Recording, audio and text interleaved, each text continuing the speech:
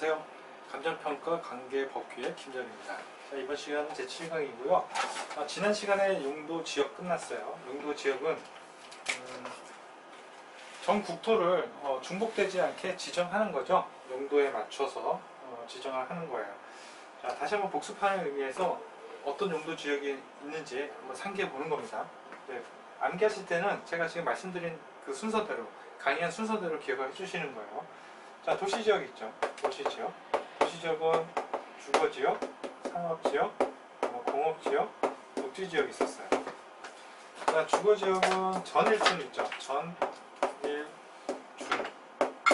자, 상업지역은 중일유근. 공업지역은 마찬가지로 전일준이죠. 전일준.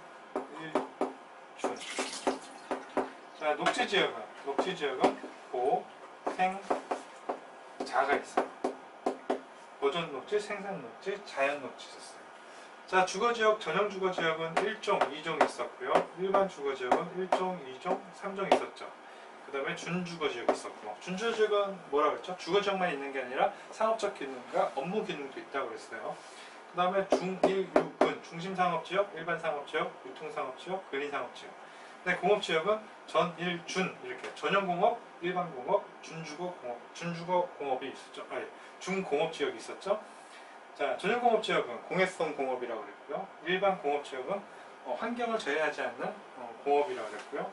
준공업지역은 공업 기능만 있는 게 아니라 주거와 상업, 업무 기능도 다 갖고 있다고 그랬죠. 예, 이게 이제 중공업지역이고, 그다음에 보존녹지, 생산녹지, 자연녹지 이렇게 있었죠. 여기까지가 도시지역이었어요. 이 순서대로 기억하시는 겁니다. 주상공로 이렇게. 그 다음 비도시지역 한번 볼게요.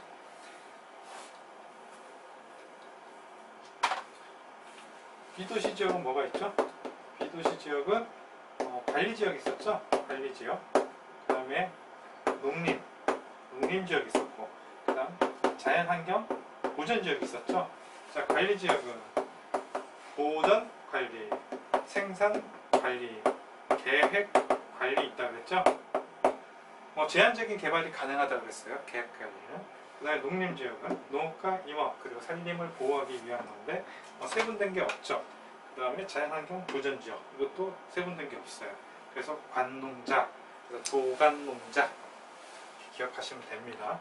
자, 이거 순서대로 기억하라고 말씀드린 건 건폐율과 용적률을 암기하기 위해서다 라고 말씀드렸어요. 자, 오늘 말씀드릴 건 자, 용도지역의 특례예요. 특례. 자, 용도지역은 어떻게 지정되죠? 도시군 관리계획 절차를 통해서 되는 거죠. 기초조사하고 주민 의견 듣고 전문가 의견 듣고 지방의회 의견 듣고 이런 절차를 거쳐서 해당 용도지역이 딱 지정이 되는 거예요. 그런데 특례는 뭐냐면 이런 절차 없이 되는 겁니다. 절차 없이. 어떤 경우가 있냐면 결정 특례가 있고요. 결정 고시 특례가 있어요. 도시군 관리계획 결정이 나면 고시하는 거죠. 그래서 결정 특례는 고시를 안 했어요. 그렇기 때문에 결정 특례에 의해서 용도지역이 바뀌게 되면 고시는 해야 됩니다. 고시는 해야 되고요. 결정고시 특례라는 건 결정뿐만 아니라 그에 대한 고시까지도 예외를 해주는 거기 때문에 따로 고시하지 않아도 됩니다. 어떤 경우가 있을까요? 결정 특례는 매립지에 대한 얘기예요. 매립지 얘기는 뒤에서 설명을 드릴게요. 매립지에 대한 얘기가 있다. 그리고 결정고시 특례는 두 가지 사유가 있어요. 첫 번째는 타법으로 지정된 구역, 지구. 그러니까 다른 법률에서 무슨 구역이나 지구를 지정하면 도시지역으로 바뀌는 경우를 얘기해요. 이것도 뒤에서 설명드릴게요. 그리고 또 하나는 관리지역인데 산지관리법에서 보전산지로 지정을 해요. 그러면 해당 토지는 농림지역이나 자연환경 보전지역으로 바뀌는 경우가 있어요. 이게 이제 결정고시 특례의 관리지역에 대한 특례예요. 그 다음 관리지역인데 농지법에 의해서 농업진흥지역이 지정이 됐어요. 그러면 여기는 관리지역이지만 나중에 농림지역으로 바뀌어버리는 거예요. 결정고시 특례이기 때문에. 자, 요거는 여기서 좀 설명을 드릴게요. 1번과 2번은 뒤에서 설명드리고 이거는 지금 설명드리겠습니다. 자, 관리지역은 뭐라고 그랬죠? 관리지역. 관리지역. 뭐가 있었죠? 보전관리, 생산관리, 그 다음에 계획관리 있었죠. 보전관리는 어떤 데죠? 자연환경 보전지역에 준해서 관리하는 지역을 얘기하는 거고, 생산관리는 농림지역이나 자연환경 보전지역에 준해서 관리하는 지역이죠. 이런 지역에서 보전산지예요. 보전산지를 지정했어요. 자, 보전산지는 이게 어디서 나온 얘기냐면 산지관리법에서 나와요. 산지관리법. 우리 배우는 건 아니니까 산지관리법에서 해당 지역은 산림을 보존할 필요가 있다 하면 보전산지로 지정해요. 자, 이명 산이죠. 산은 두 가지 종류로 나눠요. 그러니까 보전산지로 지정할 수도 있고요, 중보전산지로 지정할 수도 있어요. 자, 내가 토지이용계획서, 내 땅이 있어갖고 아버지 땅인지 할아버지 땅인지 땅이 있어갖고 토지이용계획서를 봤더니 중보전산지다. 이건 대박이에요. 뭔가 개발할 수 있는 땅이에요. 근데 보전산지다 그러면 이거는 언제 풀릴지 몰라요. 뭔가 개발하기가 어렵고요, 허가가 안 납니다. 그래서 이 보전산지는 그 산을, 나무나 이런 수목들을, 거기에 또 군집하고 있는 짐승들 이런 것들 보존하기 위해서 지정한 거기 때문에 아예 보존하려고 작정한 거죠. 예. 개발이 안 돼요. 그래서 이런 땅을 관리지역에서 산지관리법으로 보전지역으로 지정했다는 건 뭐죠? 산림을 보호하겠다는 얘기죠. 그러니까 산림을 보호하는 것은 용도지역 중에 두 가지가 있었어요. 뭐가 있냐면 농림지역, 그 다음 자연환경 보전지역이에요. 그래서 경우에 따라서 내가 이 농림지역에 적합하다 그러면 보전산지 농림지역으로 바뀌는 거고요, 자연환경 보전지역에 적합하다 그러면 자연환경 보전지역으로 바뀌는 겁니다. 그래서 또는이에요. 또는 경우에 따라 다르겠죠. 그 다음 농업진흥지역은요, 이것은 농지법에서 지정하는 거고요, 농사를 지으려고 작정한 땅이에요. 그래서 이 지역은 농림지역으로 바뀌는 거예요. 이 관리지역 중에서 농지법에 의해서 농업진흥지역을 지정했다 그러면 이것은 농림지역으로 뭐가 되는 거죠? 결정 고시되는 거죠. 그래서 따로 고시할 필요는 없어요. 이게 3번에 대한 내용입니다. 그러면 1번과 2번 내용 보겠습니다. 되게 중요한 얘기고요, 시험에 잘 나오니까 이번 시간에 확실히 마스터하시기 바랍니다. 자, 매립지에 대한 얘기예요. 매립지. 제 그림이 이상해서 조금 그림을 그리자면, 이 그림은 이런 거예요. 자, 토지가 이렇게 있는데 여기가 농림지역이에요. 농림지역. 농사 짓는 데죠. 농림지역이에요. 농림지역인데 여기를 땅을 이렇게 메꿔서요. 이것도 농림지역으로 만들면 좀 농지가 좀 늘어나겠죠. 그래서 이 땅을 농림지역으로 하기 위해서 메꿨어요. 메꿨으면 이게 매립지죠. 매립지. 이 매립의 목적은 뭐죠? 농림지역으로 만들기 위해서 그래요. 근데 이 옆에 여기 딱 붙어있는 이 땅이 똑같은 농림지역이죠. 그러면 이거 굳이 도시군 관리계획 결정 절차를 거칠 필요 있냐? 그냥 농림지역으로 하는 게 좋지 않겠냐? 그래서 목적이 동일하다면, 인접지와 목적이 동일하다면 여기는 그냥 농림지역으로 결정고시 하는 겁니다. 근데 만약에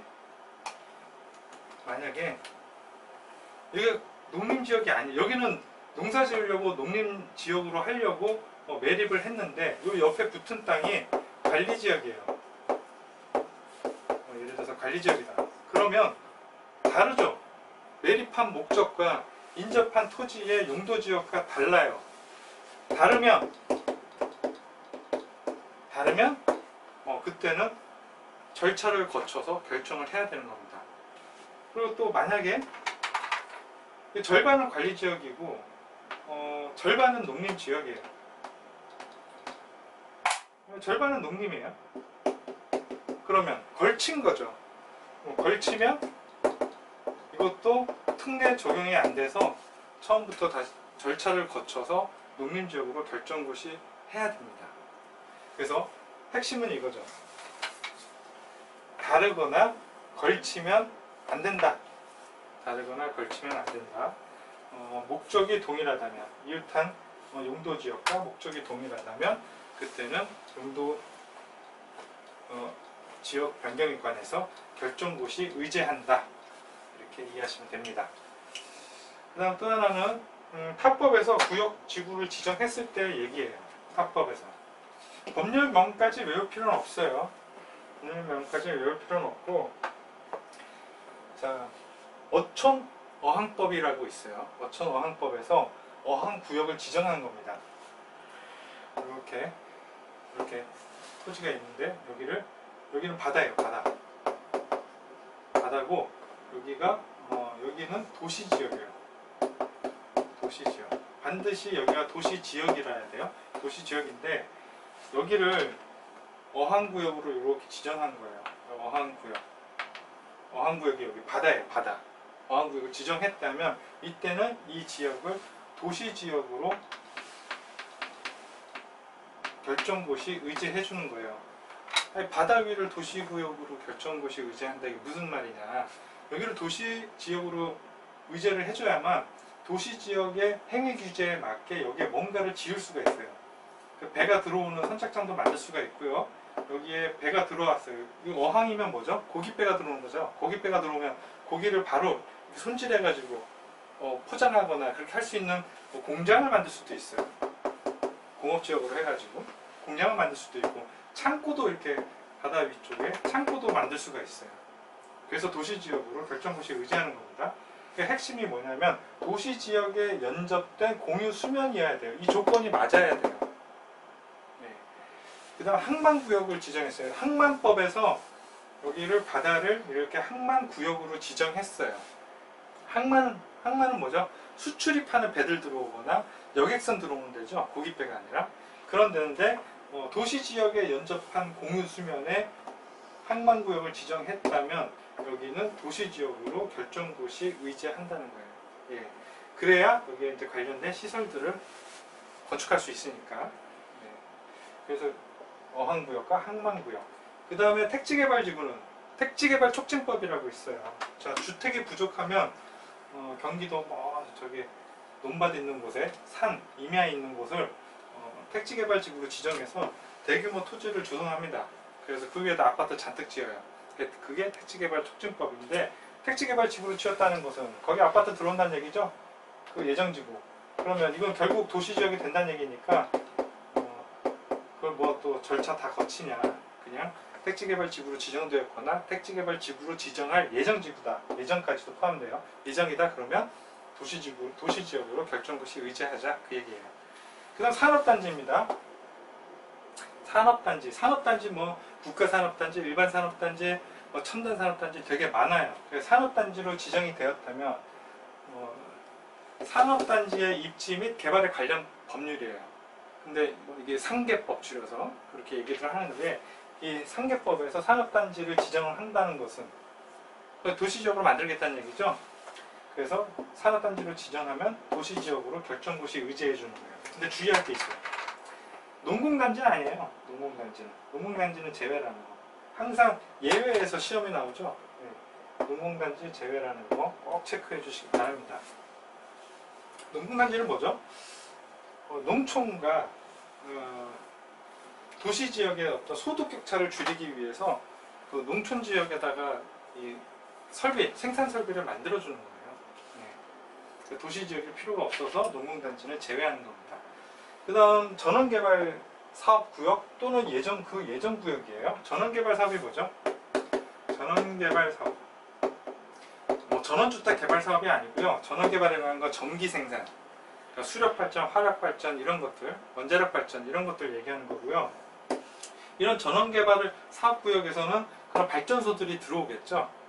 그런 지역은 도시지역으로 결정고시에 의지하겠다는 얘기인데, 여기도 예외가 있어요. 송변전 설비 그리고 수력 발전을 위한 것은 제외합니다. 송변전 설비와 수력 발전을 위한 것은 제외해요. 자, 수력 발전소 가보시면 어때요? 다 그냥 야산의 산에 그냥 댐만 하나 잔뜩 딱 크게 떡하니 있죠. 번데기 파는 아줌마 하나 있고, 네. 그런 지역을 도시지역으로 만들 필요는 없죠. 그래서 수력발전이나 송변전설비 이런 곳은 해당을 하지 않아요. 예전에 어떤 분이 강원도에 경매를 하는데 임야였어요. 토지대장 뜯어봐도 아무것도 안 나왔는데 토지이용 계획서를 보니까 전원개발 예정구역이라고 돼 있었어요. 그리고 용도지역은 임야, 저기 관리지역이었어요. 그때 농림지역이었나? 그랬을 거예요. 농림지역이었어요. 그러면 예정구역이라는 건 뭐죠? 나중에 도시지역이죠. 도시지역으로 결정구역이 의제되는 거예요. 표시만 안 났을 뿐이지. 그래서 이 사람은 이 내용을 아니까 투자를 해서 돈을 많이 벌었죠. 그래서 예정구역도 포함된다. 예정구역도.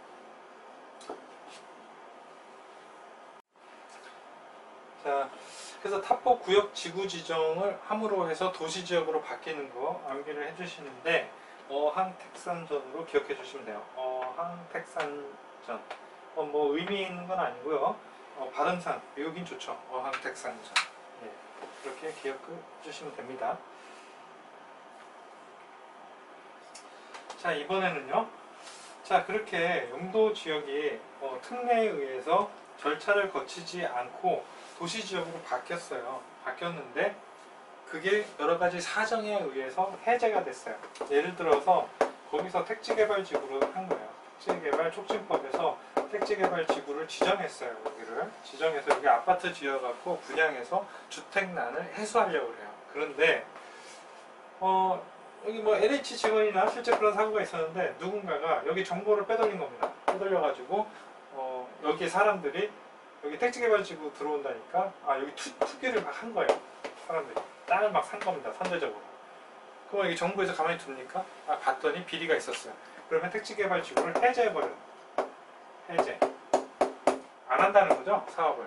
그럼 정상적으로 아파트 다 짓고 분양해서 택지개발지구가 해제된 게 아니라 이것은 중도 해지죠. 중도 해제된 거죠. 그래서 이런 경우에 어떻게 하느냐 그 얘기예요. 그러면 해제되면 어떻게 되죠? 따로 정한 게 없다면 이전 용도 지역으로 환원되는 거예요. 그러니까 사람들이 막 투기를 했어요. 이거 농림지역인데 여기 아파트 짓는다고 사람들이 막 투기를 한 거예요. 그리고 정부에서 이거 투기 일어나서 안 되겠다. 택지개발지구를 해제해버려요. 그러면 여기 도시지역이 됐다가 다시 농림지역으로 바뀐다는 거예요. 그러면 이제 이게 언제 개발이 될 줄 모르죠. 근데 누군가가 여기에서 택지개발지구로 지정이 돼서 원래 개발은 이제 지구가 지정이 되면 여기서 개발은 못해요. 근데 누군가가 뭐 여기에다 했어요. 만약에 했다고 하면 그럼 이 사람은 어떻게 해요? 도시지역으로 바뀌어서 한 건데 다시 농림지역으로 바뀌었다? 그럼 이 사람은 어떻게 해요? 기득권이죠. 그대로 공사에 착수했다면 계속 하면 돼요.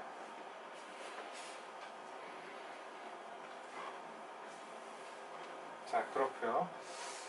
그리고 도시지역이 되면 다른 법률에 배제하는 경우가 있어요. 다른 법률에서 어떻게 해라라고 돼 있는데 그거를 지키지 않아도 된다는 얘기죠. 자, 도시지역에 지정이 되면 다른 법률의 적용을 배제하는 경우 첫 번째가 도로법 접도구역이에요. 도로법에는 도로를 이렇게 만들면 여기 이렇게 접도구역을 지정하게 돼 있어요. 이 접도구역은 뭐냐면 도로 옆에 약간 이렇게 빈 땅 같은 거 있는 거 보신 적 있나요? 잡초 같은 거 무성하게 자라고 나중에 도로가 확장되거나 아니면 사고, 도로보호 이런 여러 가지 목적으로 접도구역을 확보해놔요. 그러니까 우리 경부고속도로가 예전에 왕복 4차선이었는데 지금은 8차선인가요? 네, 엄청 넓죠? 그렇게 가능했던 이유가 LC당초 개발할 때 접도구역이 엄청 넓었어요. 한 50m, 양쪽으로 해서 100m씩. 그렇게 넓었기 때문에 도로의 확장이 가능했죠. 그런데 도시지역은 토지가 부족하잖아요. 이미 개발이 된 땅이에요. 그런 지역까지 접도구역을 확보해라 그러면 도로를 만들 수가 없어요. 그래서 배제를 하는 겁니다. 그 다음에 책에서 보면 약간 헷갈릴 수 있어요. 농지법의 농지취득자격인데 농지라는 것은 경자유전의 원칙이라는 게 있어요. 농사 짓는 사람만이 농지를 취득할 수 있어요. 그래서 당신은 농사를 지으려는 사람이다 라고 인정해주는 게 농지취득자격증명서예요. 그래서 농지를 살려면 이 농취증이라고 이게 있어야 되는데 녹지지역에선 예외로 하겠다는 거예요. 근데 사실상 예외는 아니에요. 녹지지역인데 녹지지역 뭐 있죠? 보생자 뭐 이런 거 나오면 이제 한번 기억해 보는 겁니다. 고생자 녹지 지역에 있는데 해당 녹지 지역을 에 있는 생산 녹지 같은 경우는 농지 같은 게 있겠죠. 그래서 거기에 농지를 샀어요. 농지를 살려면 농취증이 있어야 되죠. 농취증이 있어야 돼요. 이게 농취증이 있어야 되는 건 맞는데 만약에 이 땅이 도시군 계획시설, 도시군 계획시설이 뭐죠? 기반시설 있죠? 기반시설. 이 기반시설을 도시에 필요한 이 기반시설을 도시군 관리계획으로 결정하면 기반시설은 도시군 계획시설이 되고 도시군 계획시설을 설치하는 사업을 도시군 계획시설 사업이다라고 한다고 정의 파트에서 말씀드렸어요. 이런 도시군 계획시설을 설치하는 땅을 도시군 계획시설 부지라고 그래요. 부지. 이 부지에서는 농취증이 필요 없다 이 얘기예요. 농취증이 필요 없다. 일반인이 도시군 계획시설 부지를 살 일은 없죠. 이건 뭐 대단히 중요한 내용은 아닌데 이런 게 있구나 정도만 알고 가시면 됩니다. 그러나 여기 요거는 이런 게 있구나 알면 되고 요거는 중요하구나 생각을 하셔야 돼요. 중요합니다. 자, 이전 용도지역으로 환원된다는 거 꼭 기억해 주시기 바랍니다. 자, 그 다음 용도지역의 행위 제한이에요. 자, 행위 제한은 뭐가 있다고 그랬죠? 용도에 대한 행위 제한도 있을 거고요. 용도에 대한 행위 제한이라면 거기에 건물을 뭐 공장만 지을 수 있어요. 아니면 주택만 지을 수 있어요. 아니면 뭐 상업시설만 지을 수 있어요. 이런 용도를 제한하는 거죠. 그 용도 제한하는 거. 그 다음 건폐율. 건폐율과 용적률은 뒤에서 배울 건데요. 건폐율. 그 다음에 용적률. 그 다음에 건물의 높이. 이런 제한들을 뭐라고 하냐면 행위 제한이라고 합니다. 개발 행위를 제한한다 해서 행위 제한이에요.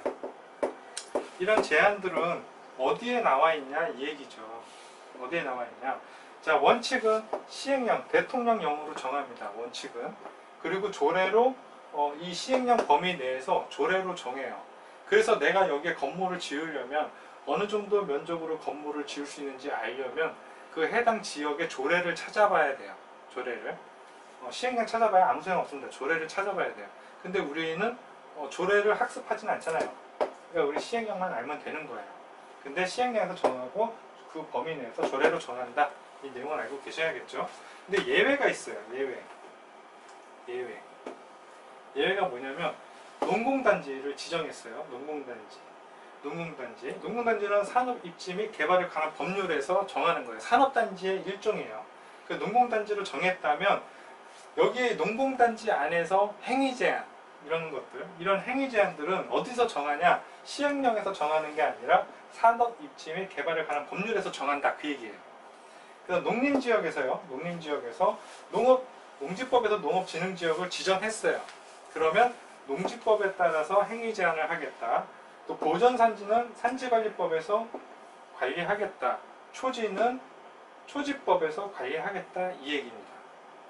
그 다음에 자연환경 보전지역에서요. 공원구역, 공원보호구역은 자연공원법에서 규제하겠다. 상수원보호구역은 수도법에서 규제하겠다. 지정문화재 천연기념물 보호구역은 문화재 보호법에서 지정하겠다. 해양보호구역은 해양생태계 보존 및 관리에 관한 법에서 규제하겠다. 수산자원 보호구역은 수산자원 관리법에서 규제하겠다 이 얘기예요. 그래서 이게 달달달 외우실 필요는 없습니다. 이것도 이런 게 있구나 정도 하고 넘어가셔도 좋습니다. 시험에 나올 수 있는데 나올 확률이 낮아서 제가 이렇게 말씀드리는 건가요? 조금 욕심을 낸다면 기억을 해두시는 게 좋죠. 그 다음 행위제한에 대한 자세한 설명이에요. 이 행위제한의 더 자세한 설명은 어디서 나오냐면 건축법에서 나옵니다. 건축법에서도 또 다룰 거예요. 근데 여기서 한번 또 보도록 하겠습니다. 건폐율이에요. 건폐율은 뭐냐면 건물이 땅을 덮고 있는 면적이에요. 자, 이런 건물이 있어요. 여기는 토지는 100이에요. 뭐 100평이라고 생각하셔도 좋고 100제곱미터라고 생각하셔도 좋고 100이에요. 근데 여기서 이제 하늘에서 이렇게 내려다 봤더니 내려다봤더니 요 면적이 토지를 덮고 있는 요 면적이 50이에요. 50이면 대지 면적이 100이니까요. 여기 땅을 덮고 있는 면적이 50이에요. 그러면 어떻게 되죠? 0.5예요. 0.5. 50%의 건폐율을 갖고 있는 거죠.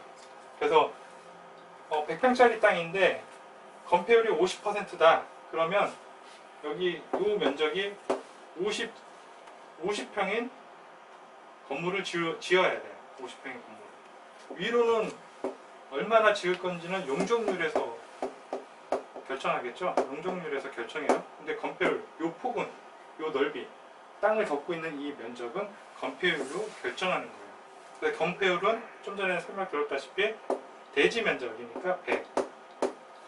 그리고 얘는 뭐죠? 건축 면적이죠. 이 건축 면적이에요. 이렇게 건축 면적은 50. 그래서 0.5니까 곱하기 100 하면 50%가 되는 거죠. 네. 그래서 건폐율은 이렇게 계산하는 겁니다. 그러면 이런 건 어떨까요? 이 건폐율도 따지고 들어가면 좀 복잡한 내용이 많아요. 그건 건축법에서 다룰 거긴 한데 건물이 이렇게 생겼어요. 이렇게. 예, 위에서 보면 그냥 네모났겠죠. 여기 위에서 보면. 근데 밑에 보니까 이렇게 생겼어요. 그러면 이 면적일까요? 아니면 이 면적일까요? 이 면적이에요. 이 면적. 위에서 봤을 때 땅을 덮고 있는 이 면적을 얘기하는 거예요. 그 다음 용적률입니다.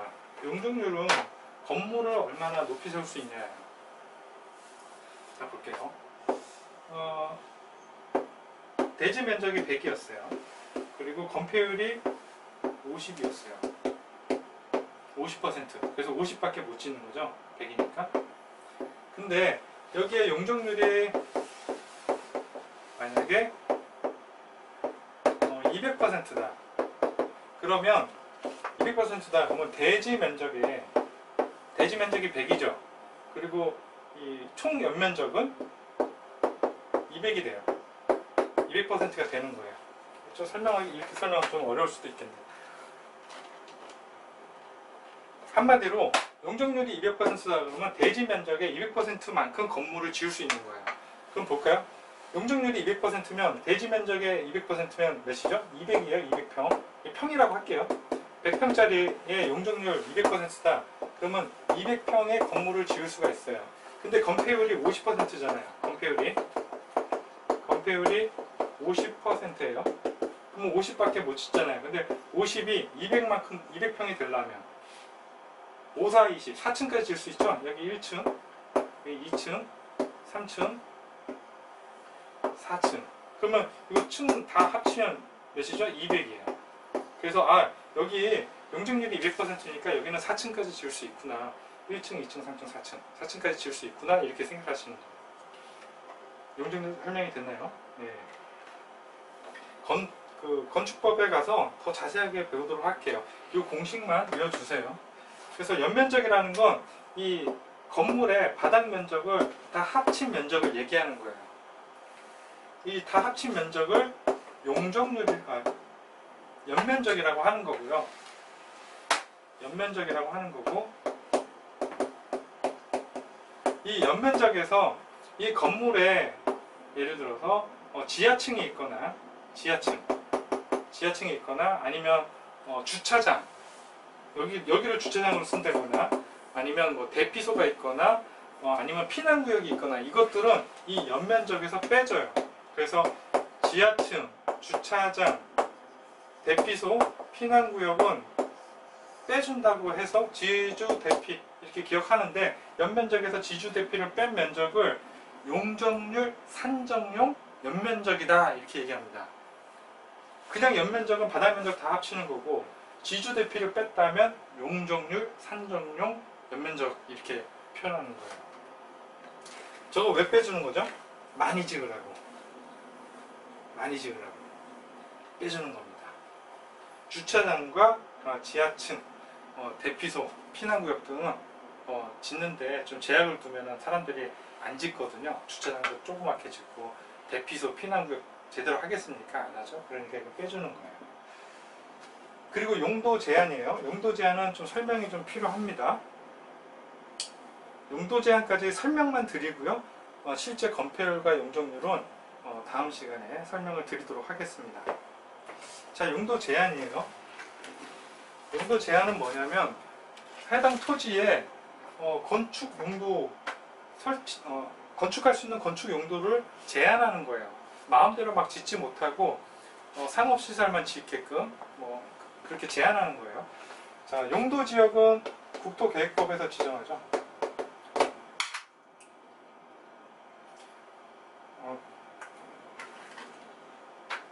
국계법 줄여서 쓸게요. 국계법에서 용도지역을 지정하죠. 지정하고요. 건축법에서 뭐가 나오냐면 건축물의 용도에 대해서 정의가 되어 있어요. 건축물에 대한 용도에 대해서. 그 다음 건축법, 국계법 시행령에 가면요, 별표가 있어요. 별표 첨부된 문서인데, 이 별표가 별표 2호에서부터 22호까지 용도 지역별로 우리가 공부했죠. 주상공도 공부했죠. 도간농자 공부했죠. 그 용도지역이 총 21개죠. 21개 용도지역에 관련돼서 각 한 페이지씩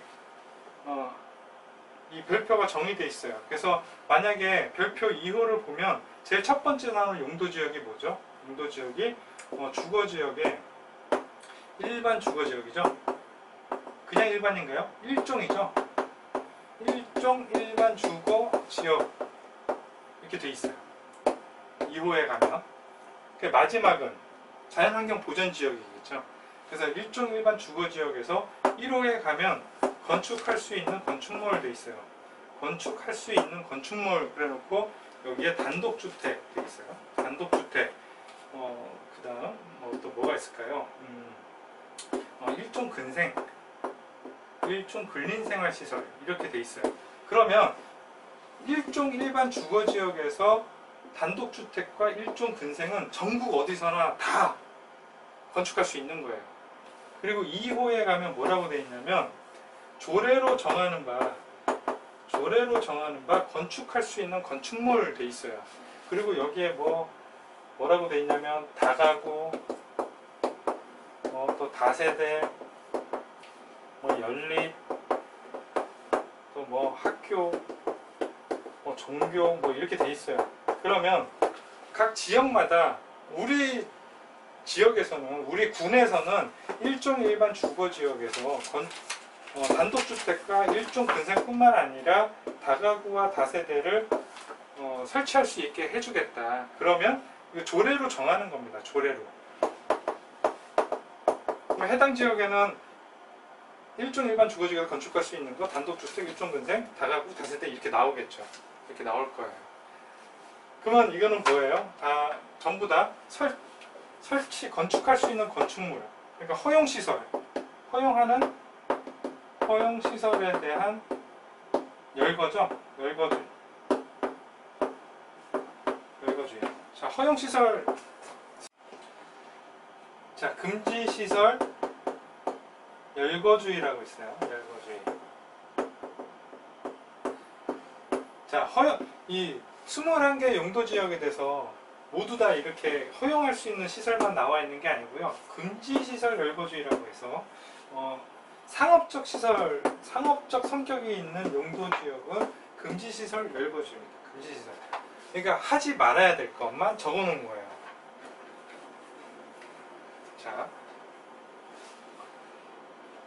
자, 이게 여기서 이 상업적 성격이 들어간 용도지역에 뭐가 있죠? 자, 준주거지역 있죠? 준주거지역은 주거지역뿐만 아니라 상업과 업무 성격도 들어있죠? 그 다음에 또 상업지역은 당연히 상업적 성격이 있는 거고요. 그 다음 준공업지역 있죠? 준공업지역도 공업 성격만 있는 게 아니라 주거, 상업, 업무 이렇게 성격이 들어가 있죠. 그 다음 관리지역 중에서 계획관리 있죠. 계획관리 지역은 조혈 모세포 같은 거예요. 조혈세포. 얘가 뭘로 주거지역이 될지 공업지역이 될지 몰라요. 얘는 그러니까 상업적 성격도 들어있다고 보는 거예요. 그래서 얘네들은 찾아보면 별표의 준주거지역에서 설치하면 안 되는 것만 나열돼 있어요. 얘네들은 상업지역도 설치하면 안 되는 것들만 나열돼 있고. 그러면 왜 상업적 성격이 있는 용도지역에 대해서는 금지시설만 열거해 놨냐? 우리 상업적 시설을 만약에 허용시설만 해놓는다 그러면 새로운 형태의 사업을 하기가 어려워요. 예를 들어서 옛날에 노래방 같은 거 없었던 시절에 저 노래방이라는 거 할 거예요. 허가해 주세요. 그랬더니 허용시설에 노래방이 있을 리가 없죠. 그러면 노래방 같은 게 생겨날 수가 없는 거예요. 새로운 형태의 사업을 할 수가 없어요. 그러면 발전하기가 어렵죠. 그래서 상업적 성격에서는 니네들이 상상할 수 있는 건 뭐든지 일단 금지시설이 아니라면 하게끔 해줄게. 그런 겁니다. 그래서 여러 가지 나쁜 점도 있죠. 여러 가지 변태적인 어떤 사업들이 나와요. 그래 놓고 관련법이 없어서 규제를 못하게 되는 그런 상황이 벌어지는 거죠. 그래서 이게 시행령, 국회법 시행령에 보면 별표에 각 용도 구역에서 건축할 수 있는 건축에 관한 것과 또 하면 안 되는 것들에 관한 것들이 나와 있습니다. 여기에서 용도를 제한하고 있어요. 결국 우리는 만약에 거기에다가 뭔가 건축물을 한다 그러면 시행령을 볼 건 아니라 결국은 조례를 봐야죠. 조례를 봐야 됩니다. 자, 여기까지 해서 용도지역에 대한 내용을 알아봤고요. 오늘은 여기까지 하고 마치도록 하겠습니다. 여러분 수고하셨습니다.